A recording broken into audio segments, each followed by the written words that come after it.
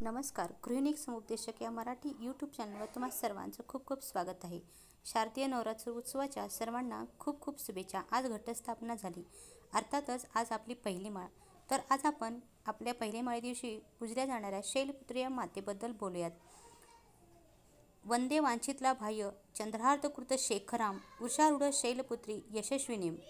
अर्थातच मनात ठरवलेला मनोवांछित लाभ मिळवण्यासाठी आपल्या मस्तकावर अर्धचंद्र धारण केलेली, वृषावर रूढ असलेली, त्रिशूलधारुणी जी यशस्वी अनंत शक्तीने संपन्न अशी शैलपुत्री देवीला आपला नमन. पौराणिक कथेनुसार पर्वतराज हिमालयाची मुलगी म्हणून जिचा जन्म झाला, अशी ही शैल म्हणजेच पर्वतराजाची शैलपुत्री, जिचं वाहन वृषभ आहे, त्यामुळे देवीला वृषारूढ असंही म्हटलं जातं. देवी पार्वतीने हिमालयाची पुत्री शैलपुत्री म्हणून जन्म घेतला आणि नवरात्रीच्या दिवशी या शैलपुत्री देवीचं पूजा केली जाते. अशा ह्या शैलपुत्री देवीला माझा अनंत कोटी प्रणाम. तर पहिला रंग पिवळा आहे, तर आजच्या ह्या शैलपुत्री मातेची पिवळा रंग हा आवडता रंग आहे आणि सर्व भक्तांची दुखणी दूर करून त्यामध्ये चैतन्य आणणारी अशी ही देवी आहे.